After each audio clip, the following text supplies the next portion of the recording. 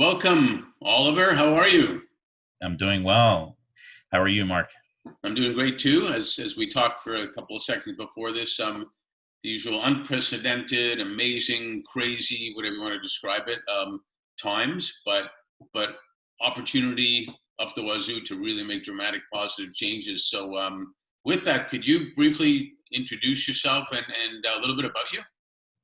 Sure. So my name is Oliver Libby. I actually spend my time with two organizations that I've helped create, and maybe that's a good way to distill who I am. I help people build things, and I do it in both of these contexts. So I was born and raised in the Northeast of the U.S., in Boston and New York, and we'll talk a little bit about this, actually, I think, but came from a family of doctors and scientists, and so that kind of was in the DNA from the beginning. But that led me down a really interesting path that touched history, national security, working in the federal government, and then finally working with people who were starting startups very early in my career, and I fell in love with it. And so when the last downturn happened in 2008, I went to a great mentor and friend and colleague, Eric Hatzimemos, and I said, Eric, we should start a firm that would represent what we think company building should be like. And so that gave birth to HL Ventures, Hatzimemos Libby, which is my venture firm. We're a very different model, a venture studio, very hands-on with our portfolio companies, and we're sector agnostic, but unified by investing and working with companies that are world positive, so positive impact, and with a strong preference for diverse founding teams. And right at the same time, Mark, I founded an organization with two of my best friends Right. called the Resolution Project, and that is now one of the largest accelerators for student social entrepreneurs in the world.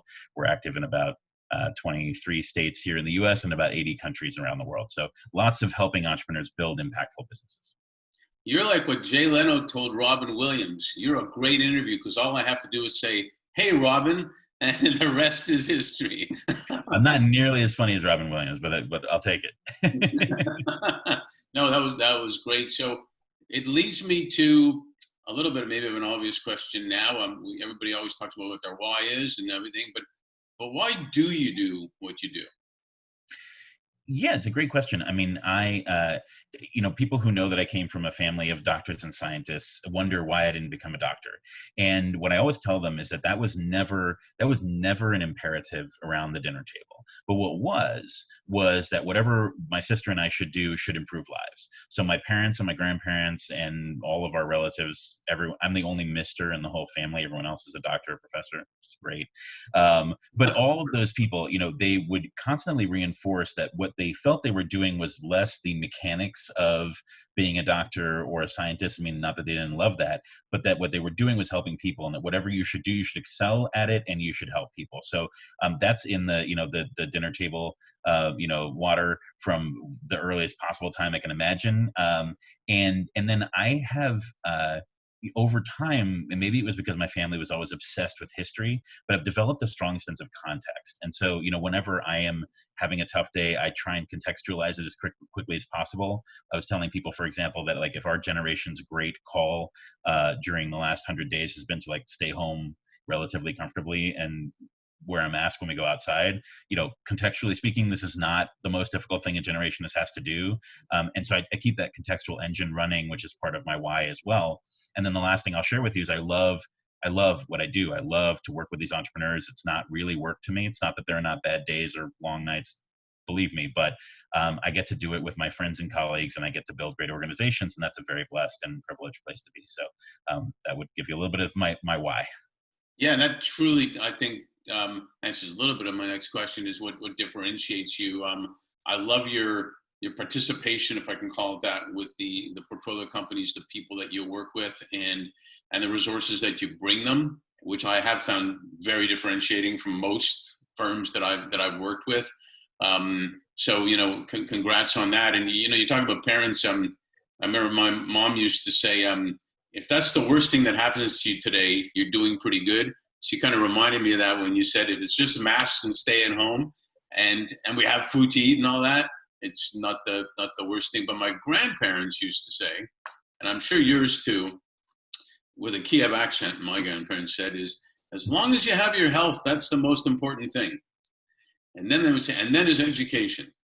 They would say after that. So with the speed of technology happening now, which you see, COVID, we thought that was the ultimate challenge with that virus, and then we have the whole tipping point of racial injustice, which was there, but the major tipping point. I'd like to get your, and it's also people have had a little more time to think, maybe get an awakening of what's really important. And going back to my grandparents, how do you view the future then, locally, globally, but in terms of awareness that we have when we're at work, when we're at play, when we're at, with neighbors, how do you see the future looking? It's interesting. I'm a big believer. My grandfather actually, to trot out one of his sayings, used to say that the difference between an optimist and a naive is that the optimists see all the things that can go wrong and believe that they will go right with the proper application of force and energy, whereas a naive person just thinks it's all going to be okay. And I think if you study history, it isn't always okay, right? I mean, history has had times of great distress for populations for a long time, and even things that were heralded as eventually successes like the Industrial Revolution. People always say like, well, it worked out okay, all the jobs it generated more jobs, but if you were living it and you were working in one of the jobs that got eliminated, it was a really tough time, right? And no one should take away from that. But ultimately, I'm an optimist. I'm someone who tries to evaluate all the things that can go wrong and then build a plan. And I believe we can succeed if we do it properly. And I think as you think about what's been happening with the idea of impact and taking responsibility for sustainability, for taking care of people, that it is only going to become more common. And one of the great things that I've seen in this particular time of challenge, graphed against the 2008 recession, Mark, is the 2008 recession. I don't know I'm sure you remember this. All the impact and sustainability stuff got tossed. It was like, oh no, world's on fire. Like, we'll get back to the like renewable energy toys another time. Right. This is totally different this time. And there's some important aspects of why that might be, but fundamentally, I have not seen, whether it be investors, entrepreneurs, government, just throw the sustainability baby out with the bathwater and say, look, it's time of crisis. We got to be burning all sorts of things. And then that gives me great hope, because ultimately people want to make a difference, right? And so I think one of the other things I'll just share with you, I know it's a long answer, is we do need to, in order to make impact firmly a part of the future, we need to converge the lines of the cost of sustainable living with access for people who don't. So we cannot make sustainability and impact only the province of people who can drive a Tesla and be an impact investor. We have to make sure that a local community in Detroit or St. Louis or Kigali have access to the kinds of practices, light bulb, whatever it is, right, that can make them part of the sustainability and impact revolution. And that is really key. That accessibility is key, and it will take partnership between small innovators all the way to the biggest governments and the biggest companies to make sure that impact is available as a life strategy for everyone. Yeah, and that's not to oversimplify it. I think you're right on, and I think every generation wants to make a difference, but you're right, when something happens, it's like, we'll get back to it. I think you're 100% right.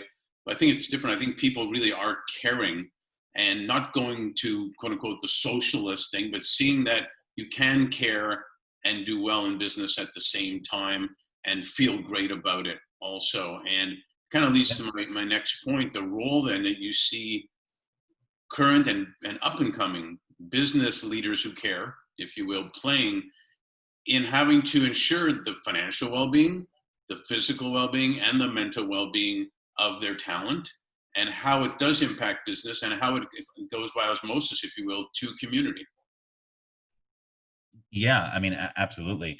And I think, there's so much complexity in that question, Mark. One of the things that I think is really important is to try and think about some core principles, right? And I think ultimately, as an admission, when I entered the workforce almost 20 years ago, I thought to myself, all this stuff about corporate culture, like, seems pretty soft. But in fact, it's incredibly important. And we've invested an enormous amount in developing strong culture within the firm, within our portfolio companies, within the nonprofit, and the global community of fellows at Resolution as well. So culture is really important, and it's about intentionality. And I will say, without calling out specifics here, that if you look, for example, at uplifting underrepresented communities, one thing that I know about is how to do that in the context of venture capital and startups.